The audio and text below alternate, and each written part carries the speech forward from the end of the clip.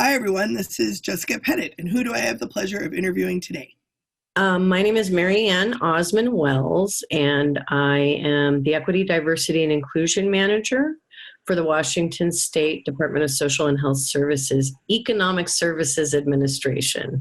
Your business card fold. Yeah. My business card is an accordion. And I'm in Olympia, Washington. Excellent. Well, thank you for being with us today, and for everyone listening and yourself. I apologize. I have a head cold. I feel better than I sound, and hopefully I don't sound so bad that I can't do these interviews. So thank you. So the first, to kind of kick things off, I want to ask two kind of concept-based questions and see what they mean to you. The first one is diversity dividend. The first time I kind of heard this concept was about like bottom line and profits and things, but it has many applications to other people. So diversity dividend, thinking about investment, action, and return, what does that mean to you?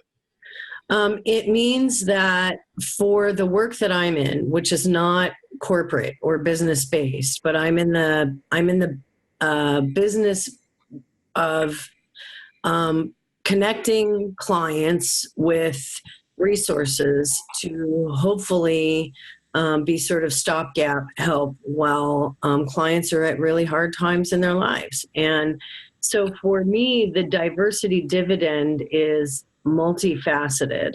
One is that when you have people in any sort of a social services milieu who aren't aware at all that decisions they make may be attached to deeply held conditioning that we didn't give permission to be in there, then our decisions are influenced in ways that we don't know. So I'm going to give you an example.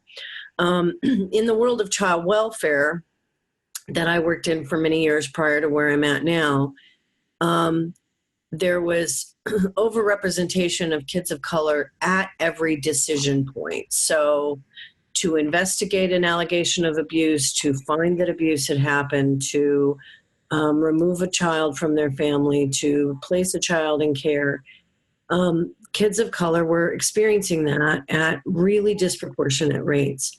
So for me, the diversity dividend can be seen in both sort of fiscal outcomes, meaning we're not going to be paying as much for certain services if we are addressing things like unconscious bias at the beginning, and then outcomes for folks are better. The other diversity dividend is that statistically, research-based evidence shows that when you have more diversity of thought in any kind of work environment, you have more innovation. You have more creative solutions to problems that people can't seem to get past. So those are the things that I think of. I think that my bottom line is always the people we serve. And that if the bottom line there shows that outcomes for those people improve, that we have reduced cost in service delivery, and that we have more creative innovation, more creative solutions to some of the hardest problems, those are what I think the dividends are. That's great. Excellent. The other concept that keeps babbling around in my world is asterisks, other duties assigned. Yeah. How I've typically seen this is the last line of a job description. Yes. But it also encompasses kind of the unofficial work one has to do based on their own identities. Can you? Right, exactly. Do you? So boy, when you said that one, I have a whole lot of thoughts. So yes, in state government in particular, that 5% other duties as assigned is kind of a big thing that we think about. I also think about just the world of diversity until relatively recently is that afterthought or add-on. It's that thing that, well, so-and-so's already doing affirmative action, give them diversity and inclusion. Or, the one gay in the office, give them the diversity and inclusion stuff. Or the one person of color. So I think of that sort of as an asterisk, that rather than equity, diversity, and inclusion efforts often being intentional as they are where I am right now, they're often that little footnote that says, oh yeah, and by the way, don't forget we're supposed to do this other thing. Then the third asterisk being me personally and the kind of work that I do have to do. My biggest thing as a professional in the world of equity, diversity, and inclusion is constantly sort of pushing back against the belief that is not evidence-based, that all I am working as an ally, advocate, activist, accomplice for are LGBT people. And that isn't true. I did racial justice long before I did sexual orientation and gender justice. So that's my sort of identity work that I have to do all the time is fighting against this sort of false narrative that says this person can't do this larger body of work because she only cares about her one identity group. Mm-hmm. Mm-hmm. Well, and that's actually a very interesting segue to some of the conversation we had beforehand, where I loved the language that you used, and is an infuriating awakening between race, power, privilege, and LGBTQ issues. Yeah. A little bit about kind of the state of the union right now. Right. Yeah. And the urgency that, that even people who walked with any measure of privilege, and by virtue of the fact that regardless of all of my other intersectional identities, of which I have a number, I've gotten to navigate the world in a white suit, and because of that, I don't experience things every single day that other people do. And I feel like there is such a sense of urgency to get people to see,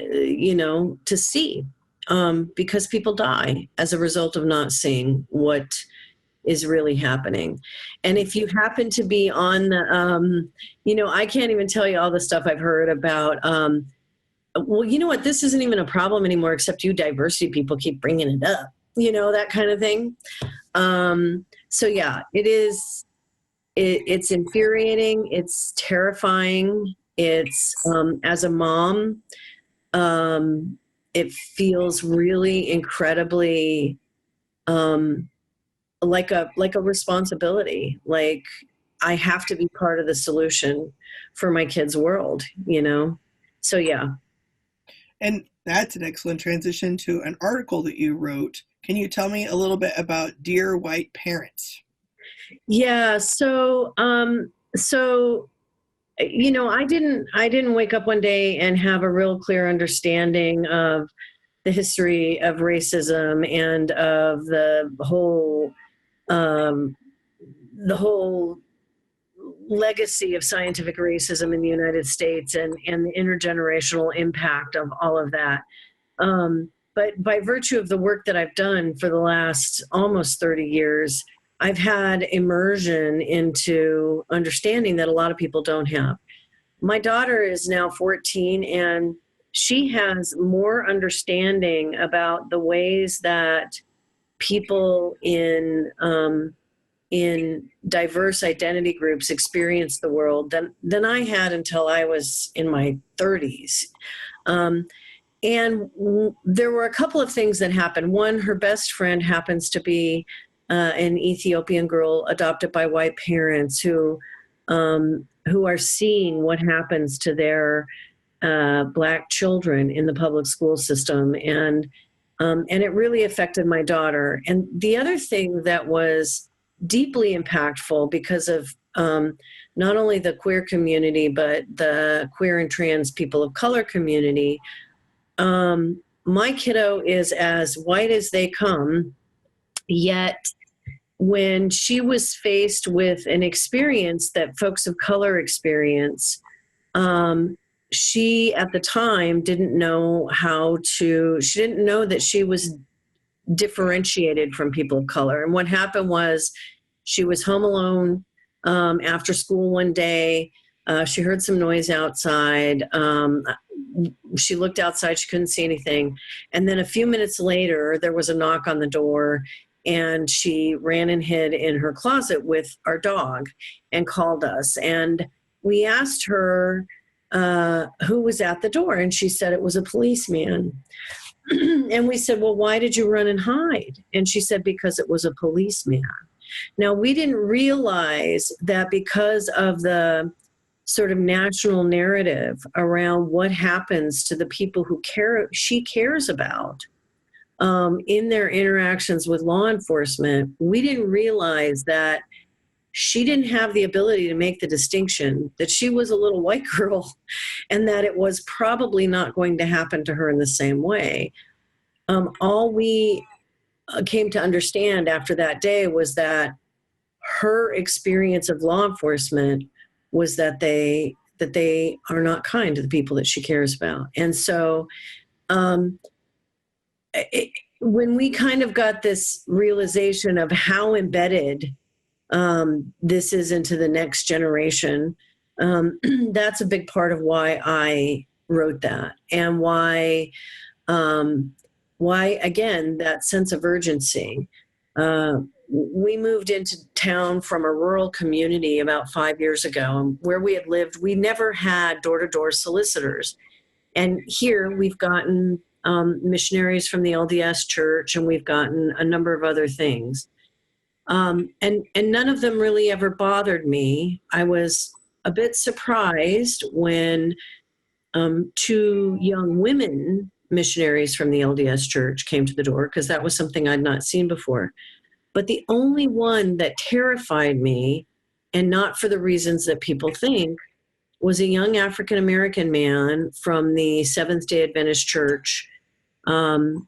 Came and knocked on the door, and he was trying to sell educational materials for his college. And as a mom, I kept thinking, here's this young Black man knocking on people's doors, and it terrified me. I was like, I didn't get at all frightened for those young women, but I was frightened for this young man. There have been too many cases of, doors open and shoot first, ask questions later. And it made me so afraid for him. So those were sort of the things that led up to that article. That's great. Awesome. The work that we do, I think, is multi-layered, multi-textual, and I think do a really great job of articulating kind of out here work and in here work. So right. All right, my 2 favorite questions. Number 1. Yes. What is something you have changed your mind about lately? Oh my God, all the time. Well, I'll tell you one thing. So there is this lovely African woman who does a TED Talk called The Danger of the Single Story. Mm-hmm. And her name is Chimamanda Adichie, and she's fabulous. And, I think sometimes as practitioners in this work, and certainly as a white person, I can become sort of self-congratulatory. I'm always checking my biases. I'm always, facing this stuff head on. So when I heard that TED Talk, one of the immediate thoughts was, well, this is great for the people that I'll teach. And it didn't occur to me how much I do that single story thing. And when it came up for me recently was part of my career started in service to people with what we called then developmental disabilities. Now we think of them more as intellectual disabilities, in group homes for non-ambulatory and nonverbal folks. I have a single story about people who have intellectual disabilities, or I did until very recently. I have a coworker who does some administrative work, and I had a story in my mind about him that was what people with intellectual disabilities can do and what they can't do. And so one day when I pulled into the parking lot and he drove up and parked next to me, it literally just smacked me that my story about my coworker with an intellectual disability didn't allow for him to have a driver's license. It just never occurred to me that folks with those kinds of limitations intellectually could do things like have driver's licenses and fill out leases on apartments. So that's probably been the biggest thing, is challenging my own single story thing and relinquishing a lot of my deeply held ideas about identity groups that I am not a member of, including, certain folks in my own family whose ideologies are so contrary to my own. So it's been not, I don't know that it's been something that's changed my mind as much as it's something that's changed my heart.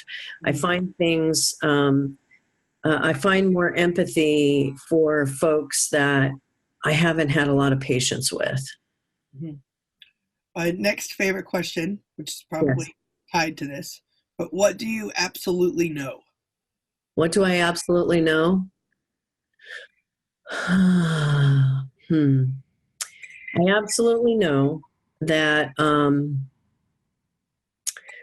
that there is a connection between the behind the scenes things that I do every day and quality of life for human beings. And even though that thread isn't always immediately visible, I know that when I'm able to be part of shifting the mindset of somebody who's making a decision about whether a person gets access to food resources or not, I may not ever have face-to-face contact with that person, but my ability to shift the people in the entire quote-unquote supply chain connected to that person impacts their quality of life. That's the one thing I know. It's the one thing that makes me get up and keep doing the work that I do. Awesome. Thank you so much. Sure. Are you ready for the lightning round? Oh, sure. Hit me. I had everyone pick 3 numbers from my icebreaker cards. So they're easy, intermediate, or deep questions based on the number that you picked. So round number 10. Yes. Tell a time when you had some type of adventure that was out of the ordinary. Oh my God, every day that I get up with a teenager. An adventure outside the ordinary. Well, my wife and I are, we don't do as much adventure traveling than we did before my daughter was born, but we seemed to have this knack for getting lodging that had really crazy stuff happen with it. So the one time I can think of an adventure that was outside the ordinary, we chose this hotel in San Diego called the Satellite Hotel because it had a mid-century modern vibe. Anyway, to make a long story short, there was broken elevators and men having to scale the outside of the building to break into the back of our room to get into our room. So that was definitely an unplanned adventure. And the other part of this, which I think has always been really funny for us, is that we are non-drinkers, and the room that they assigned us to was the Jack Daniels room. I just always thought that was the ultimate in irony. Yeah. So that's an adventure that we weren't planning on. We have lots of those, though. Sure. Yeah. Number 11, also easy question.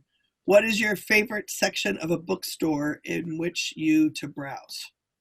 This is usually pretty easy. So it would be the fine arts section or the antique appraisal collectibles section, usually around things like Pez dispensers, or I don't know how much of my space you can actually see, but we are avid collectors of everything outer spacey. Nice. Yeah. So fine art books and collectible books. Yeah. Excellent. And then number 27, intermediate. Share a life goal that you've set for yourself. Well, uh, that's kind of funny. I've met a lot of the life goals that I've had for myself. I think at this point, my one of my biggest life goals is that thing that I promote to everybody every day, which is critical self-reflection and lifelong learning. That I don't spend a day of my life not advancing myself mentally, physically, emotionally, or spiritually. That's probably my biggest life goal. Excellent. Well, Marianne, thank you so much for spending some time with us here. If people Sure. reach out and get in touch with you or read the article, Dear White Parents, how would they do that? So I am not really good at knowing the URLs, but I am on LinkedIn, and my I don't know what my LinkedIn account is. I can post it below. Yeah, if you could post my LinkedIn account below, that'd be great. Dear White Parents is there. There are a few other articles that I've written around equity, diversity, and inclusion topics, including the whole idea of professionalizing equity, diversity, and inclusion work. I have some information about that as well. And yeah, that'd be probably the best way. Excellent. Well, thank you so much for your time. I really appreciate it. Sure, no worries, and thank you for the opportunity.